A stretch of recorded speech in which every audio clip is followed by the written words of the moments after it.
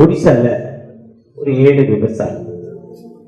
அந்த 7 விவசாயிக்கு ஹேமாதாஸ்ங்கிற ஒரு பெண், ஒரு வாலிப பிள்ளை, ஒரு ஓட்டப்பந்தய வீரர், 100 மீட்டர் 200 மீட்டர் ஓட்டப்பந்தய வீரர். ரொம்ப கிராமம். ஒடிசா ஏற்கனவே இந்தியாவிலே டவுன் பஸ் ரொம்ப குறைவான மாநிலம் ஒடிசா. ரொம்ப குறைவு டவுன் பஸ். இந்தியாவில் உள்ள அனைத்து மாநிலங்களிலும் கிளர்ச்சி இல்லாத மாநிலம் ஒடிசா. பள்ளிகள் ரொம்ப குறைவு, தீவிரவாதிகள் அதிகம். இரவு 9 மணி 10 மணிக்கு மேல போக்குவரத்து இருக்காது ஒடிசால. நான் கடந்த வருஷத்துல நானே என் துணைவியாரும் போயிருந்தோம். ஒரு 350 கிலோமீட்டர் ட்ரெயின்ல 4 மணி நேரம். நாங்க ராத்திரி 11 மணிக்கு ஏறி 3 மணிக்கு இறங்கி 4 மணிக்கு இறங்கிருக்கீங்கன்னு சொன்னாங்க. நானும் என் மனைவி சாயங்காலம் 6:30 மணிக்கு ஃபிளைட் விட்டு இறங்கணும் வைசாக்ல. அங்க இருந்து 350 கிலோமீட்டர் ட்ரெயின், 4 மணி நேரமோ 5 மணி நேரமோ 6 மணி நேரம். சரி, 350 கிலோமீட்டர் கார்ல போனா ஒரு 7 மணி நேரத்துக்குள்ள போயிடலாம். 7 மணி 8 மணிக்கு கார் ஏறினா நம்ம அதுக்கு அந்த ட்ரெயினுக்கு முன்னால் 2 மணி நேரத்துக்கு முன்னால போயிடலாம். காரை வாடகை எடுத்துட்டு நானே என் மனைவியும் கிளம்பணும். 12.5 மணி நேரம் டிராவல். எத்தனை மணி நேரம்? 12 மணி நேரம். கரெக்டா ராத்திரி 1:30 மணிக்கு டிரைவர் பெட்ரோல் இல்லைன்ட்டான், டீசல் முடிஞ்சு போச்சுட்டான் வண்டியில. ஒரு பங்கு இடைவெளி. நம்ம ஊர்ல தடி கொடுத்தா பெட்ரோல் பங்கு. இப்ப இந்த ரோட்ல பாத்தீங்கன்னா எத்தனையோ பெட்ரோல் பங்கு. இப்ப நாங்க போடுறப்போ 2வது பெட்ரோல் பங்க். முதல்ல வந்து அதியா கோயிலிருந்து போறப்போ first petrol bunk Indian oil, அதுக்கப்புறம் ஹெச்பி எங்கது இந்துஸ்தான் பெட்ரோலியம்.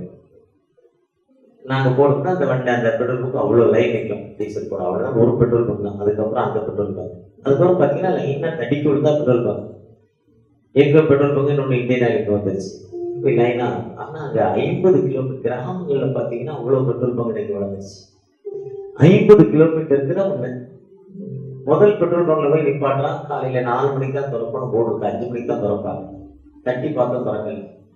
2வது பெட்ரோல் பங்க் இன்னும் 50 கிலோமீட்டர் போனோம், அதுவும் 5 மணிக்கு தான் திறப்பணும் போர்டு. 3வது பெட்ரோல் பங்க் இன்ஜின் ஆஃப் பண்ணிட்டேன். இனிமே என்ன ஆகாது, வண்டி போகாது. சரியாக 1:45 2 மணி. எவ்வளவு தூரம் ட்ரை பண்றோம், கிடைக்கல. அந்த நம்பருக்கு போன் பண்றோம், அவங்க போன் எடுத்துட்டு சார் 5 மணி தான் திறப்போம்ங்கிறாங்க, திறக்கல. எங்க கூட லோக்கல் மிஷனரி ஒருத்தர் வந்திருந்தாரு. நான் என்ன செய் national missionary society of India treasurer, local missionary ஒரு தம்பி வந்திருந்தாரு. அவர் அந்த மொழியில தாய்மொழியில அவனை கூப்பிடுறாரு. ஆசை இல்லை. கடைசியா என்ன செய்யறது, காடு, போக்குவரத்துக்கு வழி இல்லை, எங்கேயும் போக வர வழி இல்லை, போக்குவரத்து இல்லை, இருட்டு, டெரரிஸ்ட் தீவிரவாதிகள் அதிகம் நிறைந்த ஒரு பகுதி. காரை விட்டு இறங்கி அந்த பெட்ரோல் பங்க்ல ரவுண்டானால உட்காந்து தலையில கை வச்சு ஜெபம் பண்ண ஆரம்பிச்சிட்டேன். ஒழுங்கா அந்த மிஷனரி ட்ரெயின்ல டிக்கெட் போட்டாருப்பா, போயிருக்கலாம். அதை கேன்சல் போய் கொடுத்து போய் கார்ல போனேன். பணத்துக்கு பாத்தியா நிலைமை எவ்வளவு பரிதாபமாக ஆயிடுச்சு. இறங்குங்கப்பா இறங்குங்கப்பான்னு ஜெபம் பண்ணிருப்போம். அப்படி ஜெபம் பண்ணிட்டே இருக்கப்போ அந்த பங்கு பம்பை திறந்து ரூமை திறந்து வெளியே வந்துட்டான். சரியாக ஒரு 10 நிமிஷத்துல 2:45 3 மணிக்கு அந்த ஒடிசா வளர்ச்சியை குறித்து சொல்றேன். அப்படி அந்த ஹேமதாசங்கிற பெண் ஒரு வாலிப பிள்ளை ஓட்டப்பந்தய வீராங்கனை. ஷூ வாங்க காசு இருக்காங்க, ஓடுறதுக்கு வெரைட்டியா ஷூ வச்சிருக்கு. 1000 ரூபாயிலிருந்து 25,000 50,000 1.5 லட்சம் ரூபாய்க்குள்ள ஷூ இருக்கு. ஓடுறதுக்கு நீங்க EA எக்ஸ்பிரஸ் அவனியூ போனீங்கன்னா அந்த ஷூ கடையில பாத்தீங்கன்னா வித்தியாசம்னா வெரைட்டியா ஷூ. அடையாறுல போய் ஒரு ஷூ வாங்கணும், ஸ்போர்ட்ஸ் ஷாப்ல ஒரு ஸ்போர்ட்ஸ் ஸ்டோர் இருக்கு, அங்கதான் அந்த ஷூ இருக்கு. ஜப்பான்ல இருந்து வருது அந்த ஷூ, அது கிரவுண்ட்ல மட்டும் தான் ஓட முடியும். அப்படி வெரைட்டி ஷூ அந்த பொண்ணுக்கு இருக்காங்க. நிறைய கம்பெனி, அடிஷன் கம்பெனி தான் நம்பர் 1. நமக்கு நம்ம ஊர்ல பேட்டா அது 80 ரூபா, அடிஷன்ல குறைஞ்சது 8,000 ரூபாய். பக்கத்துல ஒரு சைக்கிள். அந்த பொண்ணு என்ன பண்ணுவோம், லோக்கல் ஷூ வாங்கி அடிஷன் எழுதிடுவோம். அதுல ஹேமதாஸ் என்ன பண்ணோம், அடிஷன் எழுதுமா, அடிஷன் எழுதி ஓடுவோம். அதுக்கு ஒரு அடிஷன் ஷூ போடுங்கிற இல்லாத கொடுமை. ஆனா அதே பொண்ணு வாழ்க்கையில ஜெயிச்ச பிறகு அந்த அடிஷன் கம்பெனி அடிஷன் ஹேமதாஸ் மாடல் போட்டாங்க. அடிஷன் ஹேமதாஸ் மாடல். ஆண்டவர் ஒரு புதிய காரியத்தை செய்யும் ஆண்டவர். அதுதான் ஏசாயா 43:19 சொல்றது. ஏசாயா 43 சொல்றாரு, பயப்படாதே. என்ன சொல்றாரு? Do not afraid. பயப்படாதே. ரொம்ப சூப்பர் அதிகாரம். இப்போது யாக்கோபு, இப்போது no Jacob, you are a protector.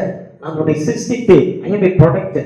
இஸ்ரவேலே, நான் உன்னை உருவாக்கினேன். தஞ்சாவூர் களிமண் கொண்டு பாட்டு போடுவாங்கல்ல, இந்த குயவன் களிமண் எடுத்து அந்த ராட்டத்துல வச்சு சுத்துறப்ப அந்த களிமண் ஒரு கையில சுத்தம், ஒரு கையில அந்த பண்ணுவான். வரலன்னா அது என்ன பண்ணுவான்? திருப்பி பிச்சு போட்டுட்டு திரும்ப திரும்ப வைப்பான் அந்த மண்ணை. அதே மாதிரிதான் நம்மை உருவாக்கிறவர், சிருஷ்டித்தவர் சொல்லுகிறதா. அவர் என்ன சொல்லி பண்ணாரு? பயப்படாதே, உன்னை மீட்டுக் கொண்டேன், உன் பெயர் சொல்லி அழைத்தேன். ஏமா, உன்னை ஆண்டவர் அழைக்கிறார். லட்சுமி, ஆண்டவர் உன்னை அழைக்கிறார். வசந்தகுமார், ஆண்டவர் உன்னை அழைக்கிறார். சுரேஷ், ஆண்டவரை தொட்டு கொண்டு இருக்கிறார். பயப்படாதே, உன்னை பேர் சொல்லும் அழைக்க மாட்டோம். எவ்வளவு அருமையான வாக்குத்தத்தை பாருங்க. அந்த ரெண்டுமே சொல்லிட்டு 5வது பயப்படாதே, I am with you. அதுதான் இயேசு கிறிஸ்து பிறக்கிறப்ப மத்தேயு 1:21 இம்மானுவேல் என்று பெயரிடுவாயாக. இம்மானுவேல் என்பதற்கு தேவன் நம்மோடு இருக்கிறார். இம்மானுவேல் என்ன? யாரு நம்ம கூட இருக்கிறாரு? தேவன் நம்மோடு இருக்கிறார். ஆண்டவர் நம்மோடு இருக்க மாட்டார். Lord with us. என் கூட வந்திருக்கிற பாஸ்டர் 3 லட்சம் ரூபாய்க்கு மேல இருக்கும் நல்ல பெரிய போர்டு வச்சிருக்காரு. வைத்தியநாதம், அதுல சின்ன ஸ்டாண்டிங் சொல்லுவாங்க. இந்த ரோட்ல 2 அகப்பை சிட்டின்னு ஒரு சர்ச் இருக்கு. ஜீசஸ் வித் அஸ்ங்கிற ஒரு சர்ச் இருக்கு. மாசம் 3 லட்சம் ரூபாய் 4 லட்சம் ரூபாய் வாடகை மட்டும் கொடுப்பாங்க. 3 இருந்து 4 வரை ஆகும். கரண்ட் எல்லாம் சேர்த்து. லார்ட் வித் அஸ், ஆண்டவர் நம்ம கூட இருக்கிறார்.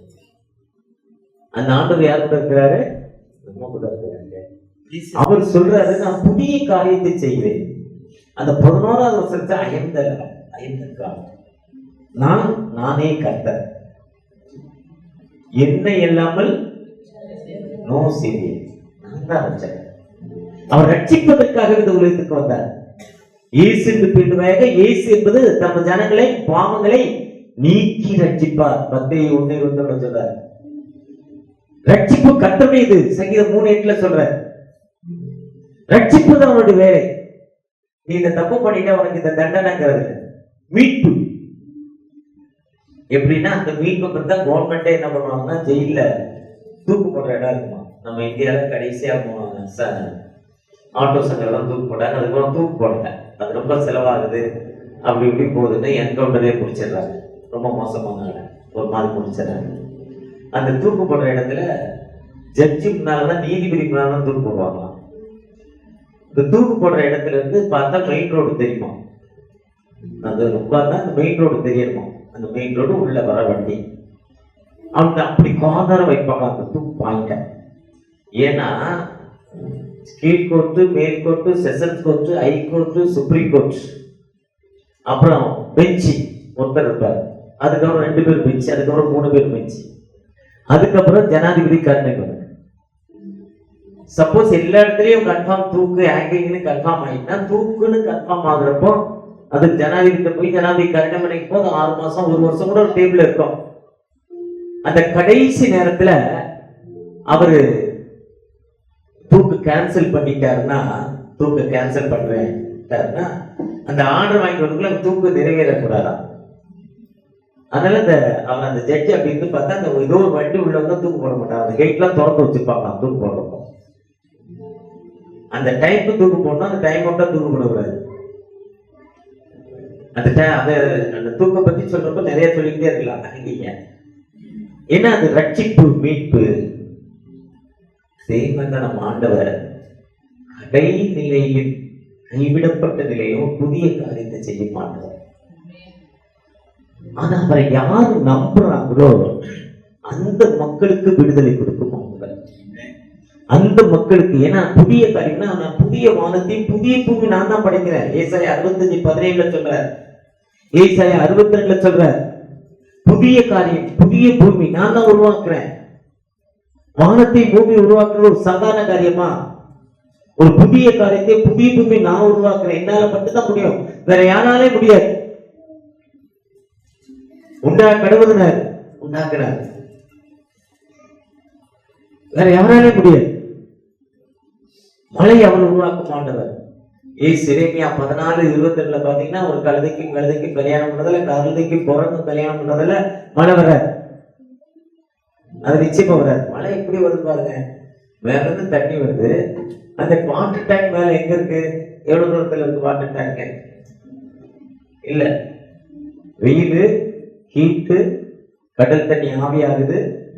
ஆவியோட பெஸ்ட் இருந்தா நீங்க வீட்டுல தண்ணியை கொதிக்க வச்சீங்கன்னா அந்த ஆவியாகும். ஆவியானா மேலதான் போகும். அந்த தண்ணியை நீங்க கீழே இருக்க முடியாது. ஆவியா அது குறிப்பிட்ட தூரம் ஒண்ணு கொடைக்கானல், ஊட்டி மாதிரி அதே மாதிரி கூலிங் பிளேஸ் இருக்கு மேல. அது மேல போது -23 வந்தது. அட்லாண்டிக்ல அந்த -23 வந்து அட்லாண்டிக் கடல்னா ஐஸ் கட்டி ஆயிடுச்சு. அந்த ஐஸ் கட்டி ஆயிடுச்சு. ஆவியா வெயிட்லெஸ், ஆவி வந்து வெயிட்லெஸ், ஐஸ் ஆனது வெயிட் ஆயிடுது. மேல போன ஐஸ் ஆனது கீழே வருது. கீழே வந்தோடனே குறிப்பிட்ட தூரம் கரைஞ்சி மழையாயிடுது. தண்ணி பூமியை நினைக்குது, மரம் வளர்ந்து நம்ம வீட்டுக்குள்ள வாய்க்க வழியா ஆத்துக்கு போகுது, ஆத்து வழியா கடலுக்கு போகுது. திரும்ப அது என்ன ஆகுது? Cycle, recirculation. இதுதான் கடவுளுடைய படைப்பு பாருங்க. அதான் சொல்ல, அவருடைய படைப்பு ஒரு சாதாரண படைப்பு இல்லை. அதுதான் புதிய பூமியை உண்டாக்குறேன். அந்த அப்படி உருவாக்குற ஆண்டவர் 1 ஐஸ்வர்யம் கனமும் உம்மாலே வருகிறது. தாவீது சொல்ற, இந்த riches and honor come to them. உம்மாலதான் ஐஸ்வர்யம் கனமும் வருது, வேற ஒருத்தராலும் வரல. நீங்க தான் ஐஸ்வர்யம் கனமும் கொடுக்கிற ஆண்டவர். அந்த ஆண்டவர் நமக்கு வாழ்வு கொடுக்கும் ஆண்டவர். அந்த ஆண்டவர் நம்மை உயர்த்தும் ஆண்டவர். அந்த ஆண்டவரை நோக்கி பார்க்கிறப்ப நிச்சயமாகவே நம்ம ஆண்டவர்கிட்ட கேட்கிறப்ப இது நடக்குமா, இது நடக்காதா, இது செய்யுமா? என்னுடைய வாழ்க்கையில் எனக்கு 65 வயது, 65 years old.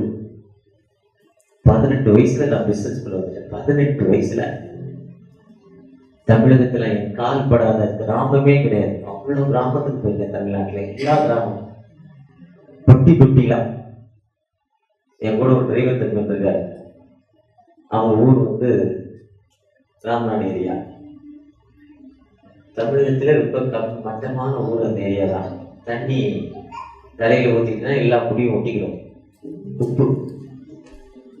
ஒரு நாளைக்கு மேல அந்த ஊர்ல இருக்க மாட்டேன். பகல்ல வெயில், இரவுல ஏதாவது ஆகியத்து ரூம் தகுந்தா வெக்கை. அப்படியே அந்த வெயிலோட கொடுமை இருக்கும். தண்ணி நல்லா இருக்காது.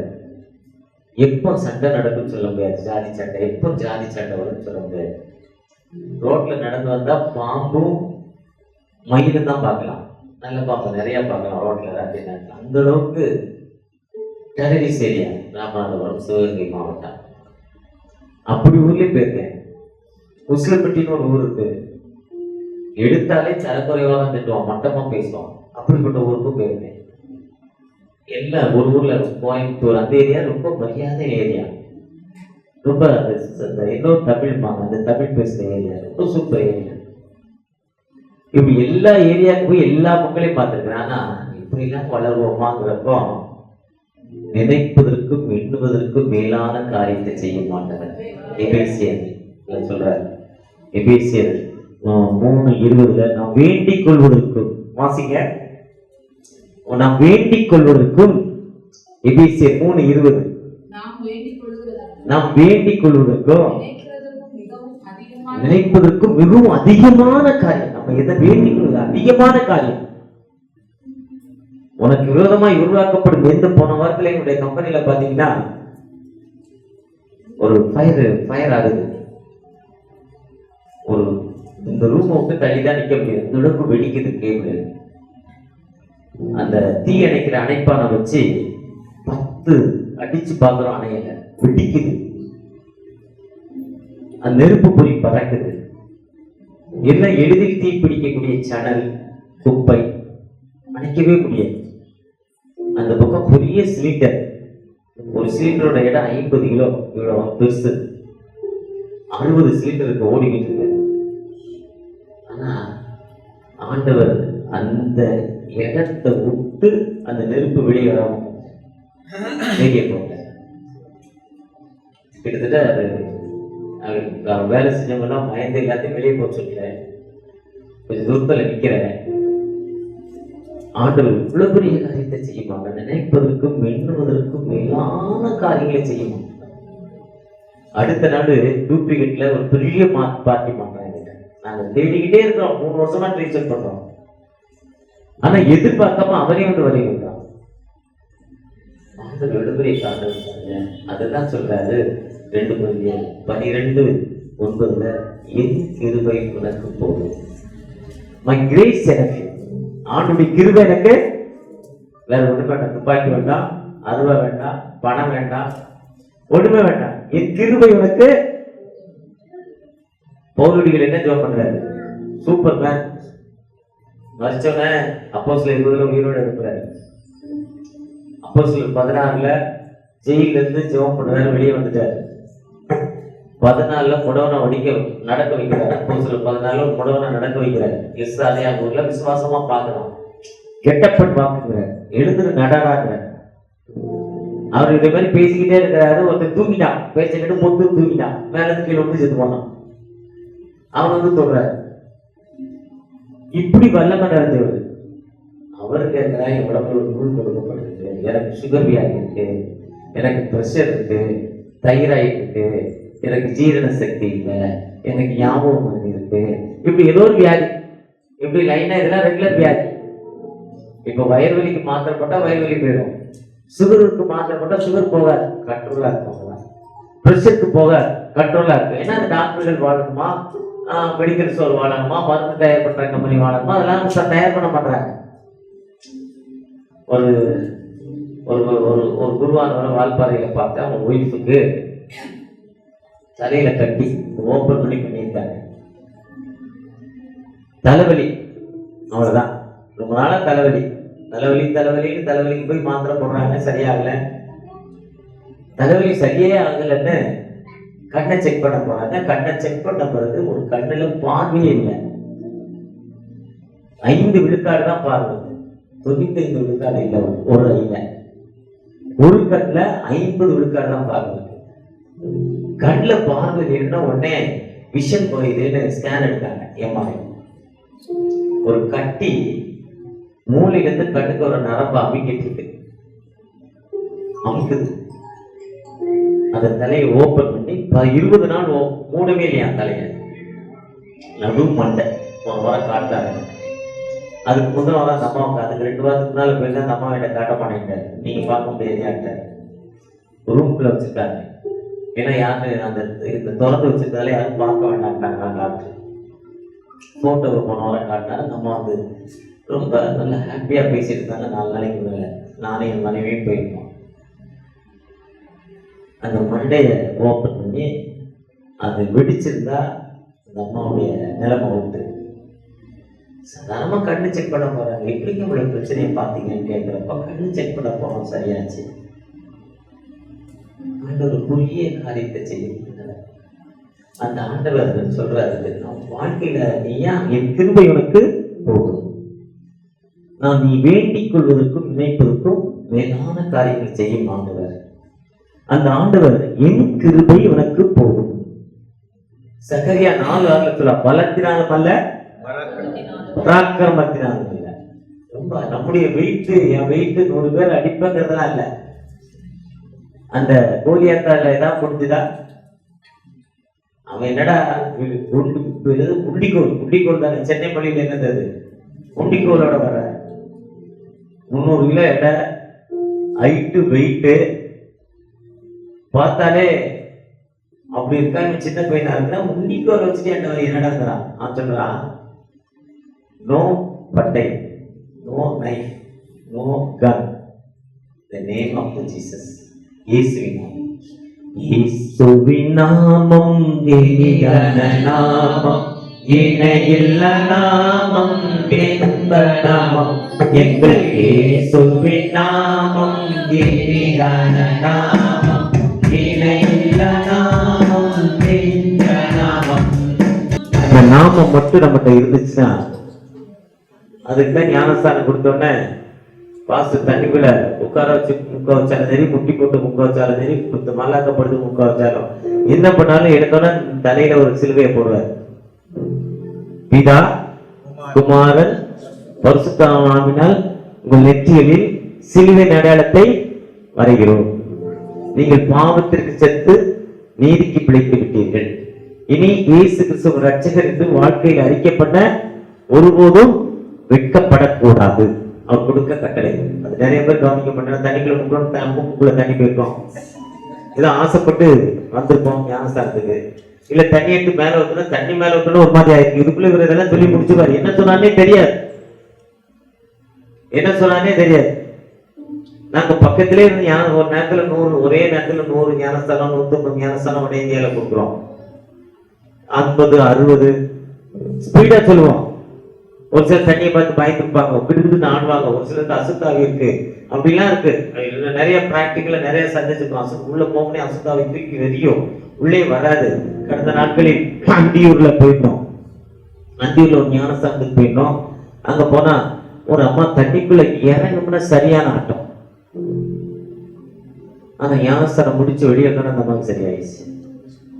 பல வருஷமா தூங்கலையா அந்த அம்மா, பல வருஷமா தூங்கலையா. எத்தனையோ பேர் ஞானஸ்தானம் கொடுக்க வந்தாங்களா, யார்ட்டையும் கொண்டு வந்தாங்க. அது எந்த இடம்னா பொறுப்புங்கிற ஒரு இடம். அந்தியுள்ள வீரப்பன் சந்தனை காடு. அது மேல போறீங்கன்னா தாமரை குளம், அந்தி பர்கூர், அந்த ஊர் பேர் பர்கூர். அந்த பர்கூர் சின்ன கிராமம். அந்த தண்ணி எதனா யானை வந்து தண்ணி குடிக்கிறது, அதுல பள்ளம் இருக்கு. யானை தண்ணி குடிக்கிறது, அந்த பழத்தை வச்சுக்க யானை எப்பவுமே யானை வந்து நிற்குமா அந்த பழத்துல தண்ணி குடிக்க. அதுதான் யானை செலவட்டம். அவங்க சொல்றாரு எத்தனையோ பேர் ட்ரை பண்ணாங்க, யானை முடியல. ஆனா அப்போ அப்படிப்பட்ட ஆளுக்கு நம்ம தண்ணியில முங்குறப்ப என்ன சொல்றோம் நம்மளுக்கு தெரியுமா? அந்த நேரத்துல அதுதான் 2 நாளாக 7ஆம் அதிகாரம் 12ஆம் வசனத்துல, உன் தேசத்துல கொள்ளை நோயா, உன் தேசத்துல பஞ்சமா, உன் தேசத்துல மழை இல்லையா, கவலைப்படாத. Do not worry about, கவலைப்படாத.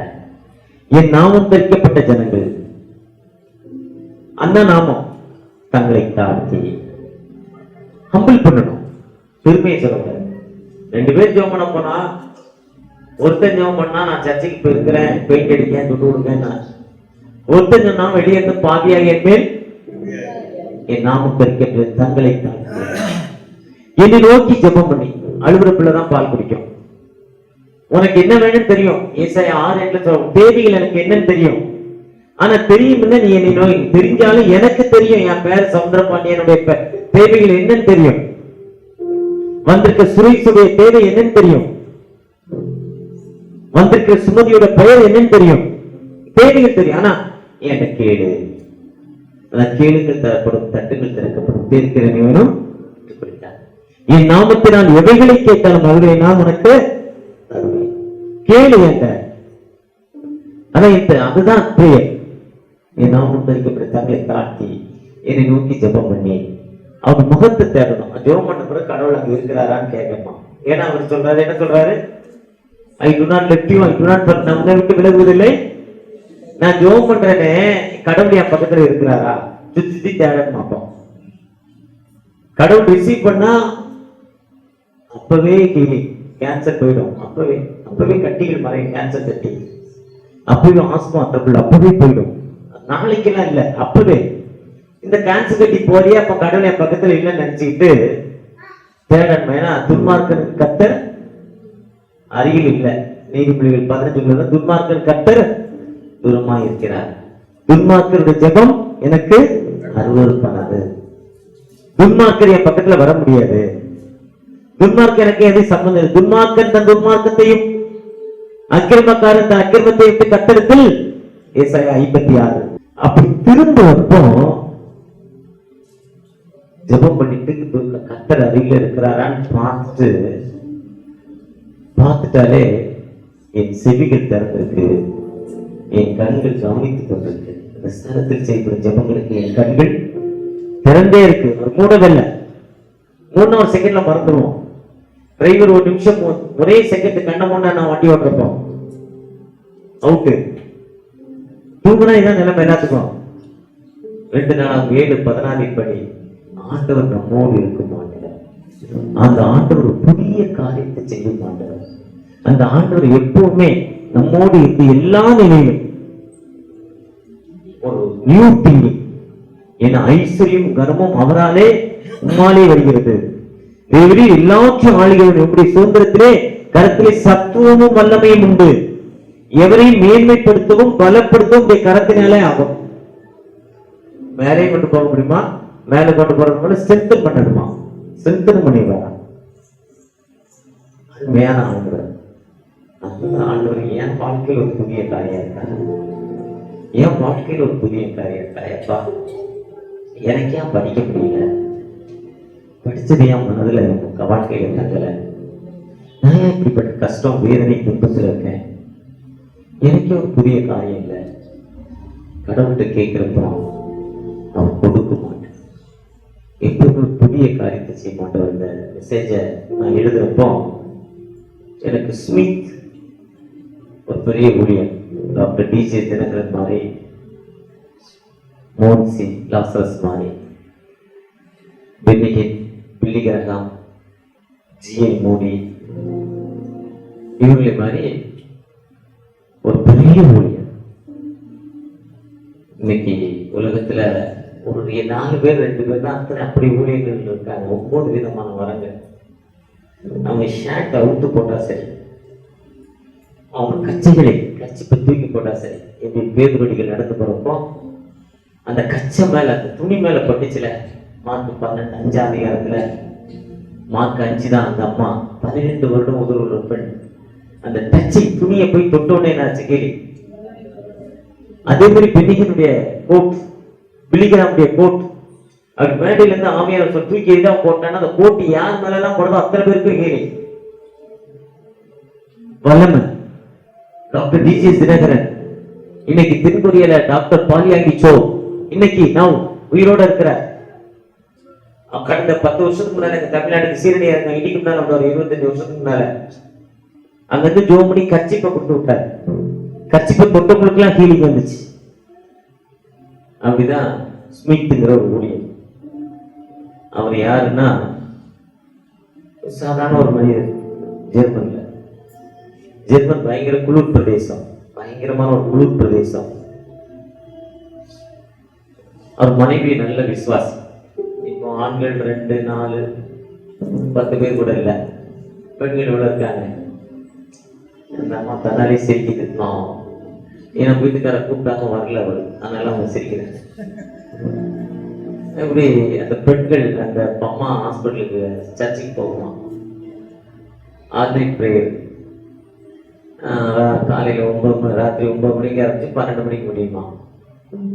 இப்போ ஏசி வெளியே போகக்கூடாதுன்னு கதவு முடியிருக்கோம். சத்தமும் வெளியே போகக்கூடாது, ஏசியும் வெளியே போகக்கூடாது.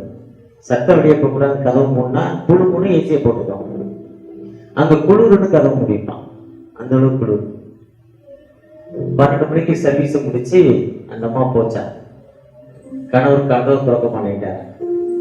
ஸ்மித், நான் உன்னை சர்ச்சைக்கு போச்சோன்னா நீ ஏன் போங்க, உனக்கு தானே வெளியே நிறுத்து கதவு வீட்டுக்குள்ள போய் படுத்துக்கிட்டாரா. வெளியே நின்னா -டிகிரி, அதாவது அப்படியே ஐஸ் மழை. ஐஸ்னா நம்ம ஊர்ல தண்ணியா விடும், அங்க கட்டி கட்டியா விடும். அந்த அளவுக்கு கூலி, பயங்கரமான கூலி. காலையில 7 மணிக்கு தான் கதவு திறந்தாரு. திறந்தோன்னா உள்ள வந்தோன்னா அந்த அம்மா குட் மார்னிங் அவரை யோசிச்சான். யாரை பார்த்து? புருஷனை பார்த்து. நம்ம என்ன பண்ணிருப்போம்? உனக்கு அறிவு இல்லை, எல்லாம் மனுஷனா, மாடா மனுஷனா, என்னத்தடா திங்கிற, இப்ப வெளியே விட்டு கூட்டினீங்க. திட்டுவோமா திட்ட மாட்டோமா? திட்டுவோமா திட்ட மாட்டோமா? ஆனா நம்ம குட் மார்னிங் ஹவாரின்னு சொல்லிட்டு நேரே கிச்சனுக்கு வச்சான். சூப்பரா ஒரு டீ போட்டு கொண்டாந்து வீட்டுக்கார கொடுத்துச்சான். அவருக்கு ஒண்ணுமே புரியல. குளிர்லாம் மாறி உடம்புல சூடு ஏறி போச்சான். குடியானுக்கு போதை இறங்குற மாதிரி. அதெல்லாம் நீ வெளியே விட்டுருக்கீங்க, உள்ள வந்து நீ கதவை திறந்தோடனே டீ கொடுத்து நீ குட் மார்னிங் சொல்றிய, நீ என்ன யாரு, உன் கூட யாரோ இருக்காங்க, உன் கூட யார் இருக்காங்கன்னு அந்த அவரு பார்த்துட்டு நாளைக்கு நீ சர்ச்சைக்கு நம்ம பிறகு என்னை கூட்டிட்டு போனாராம். போனாரு, பெரிய ஊழியக்காரர். அவரு மீட்டிங் முடிஞ்சோன்னா எல்லாரும் ஜோம் பண்ண நிற்பாங்களாம். யார் தலையில கை வைக்காங்களோ அவங்களா ஹீலி. அவரு சுவிஸ், உலகத்துல வாட்ச் ரொம்ப சுவிஸ் தான். டாப் ஆஃப் ஹீரோ, உலகத்திலே உயர்ந்த மலை ஹீரோ, பனி படலாம். அங்க மீட்டிங் நடத்த பெர்மிஷன் கேட்டார். கவர்மெண்ட் கொடுக்க அங்க இருக்க டாக்டர்ஸ்லாம் விட மாட்டான். ஏன்னா இவங்க வந்தாருன்னா வியாதிலாம் சரியாயிருக்கா, ஹாஸ்பிட்டல்லாம் மூடிடணும், டாக்டர்ஸ்லாம் விடலையா. அப்போ ஒரு கண்டிஷன், யார் தலையில நீங்க கை வச்சு ஜோம் பண்ணக்கூடாது, யார் தலையிலும் வாங்க மீட்டிங் நடத்துங்க, மெசேஜ் கொடுக்க, போய்கிட்டே இருக்கு, நீ யார் தலையிலும் கை வைக்க கூடாது. இவருக்கு பெரிய ஷாக், பெரிய வருத்தம். ஏன்னா கைக்கு வந்தது வாய் கேட்டல, பெரிய ஷாக். அந்த கஷ்டத்தின் மத்தியில் அவர் ஜெபம் பண்ணிட்டு அந்த மீட்டிங் நடத்துறாரு. இதே மாதிரி மேடையில் நிற்கிறாரு, திரள் மக்கள் கூட்டம் பணியில. அப்போ ஜெபம் பண்ணிட்டு யாத்திரையும் கை வச்சு அரெஸ்ட் பண்ணிடுறோம்னுட்டு, அதுக்கு அந்த கண்டிஷன் கட்டையில் கீழ்படிக்கணும். ராயனுடைய ராயனுக்கும் தேவனுடைய, நீ அந்த மீன் வாயை தர, அதுக்குள்ள காசு இருக்கு, அதை எடுத்து போய் வரி செலுத்திடுவாங்க. அரசாங்கத்தை கீழ்படிக்கணும், சட்டத்திட்டத்துக்கு கீழ்படிக்கணும். அதுலயே நிக்கிறப்ப என்ன அவர் நினைச்சாரா, ஆண்டவரே என்னப்பா பண்ணு, நீ சொல்லு, யாருக்கு என்ன பிரச்சனையோ அவங்க தலையில அவங்களே கை வைக்க சொல்லுங்க. ஒருத்தன் வர கொடுத்தாங்க, நான் யார் தலையில கை வச்சாலும் முதல்ல என்ன பண்ணிக்கணும், நோய்க்கு போகணும். வேற வழியில புடிச்சிட்டாரு. ஏன்னா கை காலெல்லாம் வெட்டுறான், ரத்தம் வடியுது. அந்த சீன் சினிமால பாத்தீங்கன்னா அவ்வளவு கொடூரமா அவனை வர கேட்கும், வடியுது. இன்னைக்கு ஒரு கதை கேட்டேன், சூப்பர் கதை. கதைல நிகழ்வு ஒருத்தர் சொல்றாரு,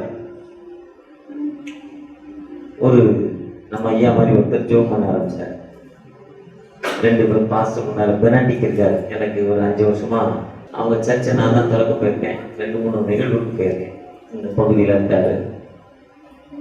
அந்த தம்பி இப்பதான் ஒருத்தர் மூலம் அறிமுகமானார். இதே மாதிரி 2 பேர் ஜோம் பண்றவங்க வர கேட்டாங்க கடவுள்கிட்ட. கடவுள் வர கொடுக்குறேன், கேள்வி என்ன வர வேணும், இப்ப வேண்டாம், நான் கேட்கிற பார்த்தாங்க. இப்ப ஜோம் பண்ணி வர என்ன பண்ணியாச்சு, ரிசர்வ் பண்ணியாச்சு, ரிசர்வ். நான் இப்ப கேட்டாலும் அவங்க எங்க போனாலும் பெரிய கூட்டம், ஸ்மித் மாதிரி எல்லாரும் காலை கழுவாங்க, காலை கழுவி தண்ணி குடிப்பாங்க, என்னென்னவோ பண்ணுவாங்க. நம்மள மாதிரி ரொம்ப அறிவு வளர்ந்து தமிழ்நாட்டுக்குள்ள வந்தாங்க. தமிழ்நாட்டுக்கு வந்தா இதனப்பா அவ்வளவுதானப்பான்ட்டாங்க, யாரும் அவரை பெருசா எடுத்துக்கல. அவன் ஒரு கோவம் வந்துட்டு கடவுளை கூப்பிட்டாரு, இந்த மக்களை நீ மதிக்கல, இந்த ஊருக்கு மழை கொடுக்க கூடாது, ஊருக்கு என்ன பண்ண கூடாது. அங்க இருக்க விவசாயி ஒருத்தர், விவசாயெல்லாம் உழுதணும், உழுதாதான் மழை பெஞ்சாதான் வரும்னு. மழையே வரல 2 வருஷம், விவசாயெல்லாம் ரொம்ப கெட்டு போச்சு. ஒருத்தர் மட்டும் உழுதுகிட்டே இருக்காரு, மழை பெய்யல உழுதுகிட்டே இருக்காரு. ஒருத்தர் போய் கேட்கிறேன், மழையே பெய்யல, முட்டால உழுதுகிட்டே இருக்க. அவர் சொல்றாரு, செய்ய தொழிலே தெரியும்ப்பா, இப்ப நான் செய்யறேன்னா எனக்கு என்ன ஆகிடும், மறந்துடும். முயற்சியுடைய நான் முயற்சி பண்றேன், எனக்கு கொடுத்த வேலையில சரியா இருப்பேன், அழிப்பேன், என் வேலையில சரியா இருக்க, மழை பெய்து போயில நான் உழுதுகிட்டு இருக்கேன். அவர்தான் ஒரு நம்பிக்கை, அந்த வேலை மறக்க கூடாதுங்கிற ஒரு நம்பிக்கை. அதுல ஒரு வார்த்தை 2 வார்த்தை சொல்றாரு, எனக்கு அது மறந்துச்சுப்போம், இன்னைக்கு தான் கேட்டேன். அப்படி அதாவே பார்த்துட்டு கடவுள்ல போய் சொல்றாரு. அந்த கடவுள் என்ன பண்ணுவார்னா, அவருக்கு எப்பாவது கஷ்டம் வந்தா கீபோர்டு எடுப்பாரு, இல்ல பேட் எடுப்பாரு, அடிப்பாரு. அடிச்ச உடனே சத்தம் வந்தோன்னா அந்த ஓசை, அந்த இனிமையை கேட்டு தன்னாலே மழை பெய்யுமா. இந்த முனிவர் என்ன பண்ணிட்டாரு, போன அந்த பாஸ்டர் இந்த அவரை பார்த்து, எப்பா நீ என்ன பண்ணக்கூடாது, பேடு அடிக்க கூடாது, இப்பாட்டி நான் சொல்றேன் பேட்ல சொல்லிட்டு போயிட்டாரு. அவர் அடிக்கல, தண்ணி மழை வரல. இப்ப பேட் அடிச்சு 2 வருஷம் ஆயிட்டு. இவர் போனார், இப்ப பாத்தியா அவங்க பாரு எட்டி பண்ண, இங்க பார்த்தா உழுதுட்டு, ஏன்னா அந்த முட்டாள் உழுதுகிட்டே இருக்கான்னு கேட்டாரு. அவன் சொல்றான், கொடுத்த வேலை எனக்கு என்ன பண்ணக்கூடாது, மறந்து போகக்கூடாது. மறந்துட்டா என்ன ஆயிரும், அந்த கலப்பை துருப்பிடிச்சு போக கூடாது. கத்தி, தக்காளி வெட்டுற கத்தியை நீங்க வெட்டாம வச்சுக்கினா என்ன ஆகும், 4 நாள்ல துருப்பிடிச்சிடும், மொக்கையாகும், துருப்பிடிச்சுப்போம், துருப்பிடிச்சுப்போம், ஸ்டீல் மாதிரி இருக்காது. அதனால வேலை செய்யறான். இப்ப நீ பேட் அடிக்கல, இப்ப என்ன ஆகும், பேடு அந்த ஸ்ப்ரிங் என்ன ஆகும், அவரை பாருங்க பேடு அப்பப்போ பின்னால் அமுக்கி பார்ப்பாங்க. இந்த பேட் அடிக்கிறவங்க குணம் எப்படி நாங்க கவனிக்கல, பின்னால் அமுக்கி பார்ப்பாங்க. ஏன்னா அது விட்ட சத்தம் வர ஒரு நிமிஷத்துக்கு ஒருத்தர் அமுக்கி பார்ப்பாங்க. இப்ப இத்தனை நாள் ஆச்சு, பேட் எப்படி இருக்க தெரியாது, ட்ரை பண்ணி பாருங்க. உடனே ஒரு ரோசத்துல டக்குன்னு எடுத்து பேடை நல்லா தொடச்சி அடிச்சு பார்த்தா சவுண்ட் வந்தோன்னா என்ன ஆச்சு, இப்போ இதே மாதிரிதான் முயற்சி என்ன பண்ணணும், வாழ்க்கையில முன்னேற்றம். அந்த முயற்சி தான். அவர் அப்படிதான் கேட்டார் ஸ்மித், ஏப்பா என்னப்பா பண்றது சொன்னாரு. யாருக்கு உனக்கு என்ன வேணுமோ தலையில கை வச்சுக்கோ, ஜோம் பண்ணிருக்கான். ஒரு லேடி வந்துச்சான், ஒரு பெரிய கல்லை தூக்கி கொண்டுதான். எனக்கு பெரிய உயரமா நிக்கிறாருல, அது அங்கிருந்து அப்தமாவும் தெரியாதுல்ல. நான் எல்லாத்துக்கு மேல உயரமா ஏறி நின்று விசுவாசத்தோட தலையில கை வச்சு ஜோம் பண்ணிச்சா. அந்த நம்மளுடைய கேன்சர் வியாதி கட்டிகள் அப்பவே மாறி போச்சா. ஒருவேளை அந்த ஆண்டவர் வானத்தை நோக்கி குறைத்த ஆண்டவர், புதிய காரியத்தை செய்யும் ஆண்டவர் நம்மோடு கடந்து வந்திருக்கிறார். அந்த ஆண்டவர்கிட்ட தகப்பனே எங்களுக்கு ஒரு விடுதலை கொடுங்க, உங்களுடைய கிருபையை தாங்க தகப்பனே. ஏன்னா ஆண்டவர் புதிய காரியத்தை செய்யும் ஆண்டவர். அந்த ஆண்டவரால முடியாத காரியம் இல்ல. அதுதான் ஆண்டவருக்கு சித்தமானால், யாக்கோபு 4:15 சொல்றாரு, உமக்கு சித்தமானாலுப்பா இந்த காரியத்தை வாங்கி செய்ய என்று நம்ம ஆண்டவரை நோக்கி பார்க்கிறப்போ நிச்சயமாக ஒரு புதிய காரியத்தை செய்யும் ஆண்டவர் நம்மோடு கடந்து வந்திருக்கிறார். அந்த ஆண்டவரை நோக்கி பார்ப்போமா? புதிய காரியத்தை எதிர்நோக்கி தன்னுடைய பிரஷர் ஒரு வியாதி நிமித்தம் காலையில் எழுந்திருக்க முடியலப்பா, மயக்கம் என்னை தள்ளுதுப்பா, சாப்பிட்டா ஜீரணமாகாத நிலைமை. அந்த வியாதி நிமித்தம் தன்னை ஏக்கத்தோடு ஜெபிக்கிற அன்பு மகளுக்காக தகப்பன, தைராய்டுங்கிற ஒரு வியாதி தகப்பன, ரத்த சோகை உடம்புல இருக்க அதில் பிளட் உற்பத்தி எனக்கு இல்லப்பா, ரத்த சோகையிலிருந்து எனக்கு ஒரு விடுதலை தகப்பன, எனக்கு ஒரு பிளெஸிங் தாங்க தகப்பன. நான் இருக்கிற வீட்டில் அசுத்தாவின் தொல்லை தகப்பன, என்னை தூங்க விடலை. அசுத்த எண்ணங்கள் தகப்பன, இறந்து போகிற ஒரு எண்ணனையோடு பேசி கொண்டிருப்பாங்க. நம்மை அழிச்சிருக்கிற ஒரு சத்தனை கேட்டுக்கொண்டிருக்குப்பா. ஒரு விஷயக்குள்ள அந்த அழிவின் பாதையில் இருக்கிற அந்த சத்தனை மாறணும். அந்த நெய்யை நம்ம அகற்றோம் தகப்பன, அந்த அசுத்தாவியை அகற்றோம் தகப்பனை. உனக்கு விரோதமாய் உருவாக்கப்படும் எந்த வித ஆயுதமும் வாய்க்காதே போன்னு சொன்னோம் தகப்பனே. ஒரு விஷயம் கூட என்னாலே செய்யக்கூடாத ஒரு அதிசயமான காரியம் ஒன்று உண்டோ என்று சொன்னீங்க தகப்பனே. உம்மால முடியாத ஒரு காரியம் இல்லை தகப்பனே. நினைப்பதற்கும் எண்ணுவதற்கும் மேலான காரியங்களை செய்கிற தகப்பன் அல்லவா. ஒரு விஷயம் கூட நாங்கள் நினைப்பதற்கும் மேலான காரியங்களை செய்கிற தகப்பன் அல்லவா. முன்னேற்றமான பாதையில போ ஃபார்வர்ட் சொல்லிருக்கீங்க, முன்னேறி போ என்று சொன்னீங்க. முன்னானவைகளை நாடி போங்க, கர்த்தர் தம்மை முன்னேறி போகிறோம் சொன்னீங்க. பின்னானவைகளை மறந்து முன்னானவைகளை நாடின்னு சொன்னீங்க. முன்னால நீங்க விடுதலை தருவீங்கிற நம்பிக்கை எனக்கு இருக்குப்பா. ஒரு அற்புதம் வாழ்க்கையில கிடைக்குங்கிற ஒரு நம்பிக்கை இருக்கு தகப்பனே. நான் முன்னேற்றமான பாதையில கடந்து செல்ல ஐயா, அந்த உங்களுடைய நாமத்தினால ஒரு முன்னேற்றமான பாதையில கடந்து செல்ல நீங்க எனக்கு ஒரு விடுதலை தாங்க. உங்களுடைய பிரச்சனை எனக்கு வரட்டும் தகப்பனே. உங்களுடைய கிருபை எங்களுக்கு வரட்டும் தகப்பனே. உங்களுடைய விடுதலை கரம் எங்களுக்கு வரட்டும் தகப்பனே. ஒவ்வொருவரையும் ஆசீர்வதிங்க. ஒவ்வொருவரும் பிரச்சனை எனக்கிட்ட தகப்பனே. வந்திருக்கிற பிள்ளைகள் உண்மையாகவே விடுதலை பெற்றுக்கொள்ள, உண்மையாகவே ஒரு அற்புதத்தை பெற்றுக்கொள்ள நீங்க கிருபை செய்ய தகப்பனே. ஒவ்வொருவருடைய தேவைகள் சந்திக்கப்பட அறுவடை மிகுதியாலோ இல்லை, அன்பரின் கதற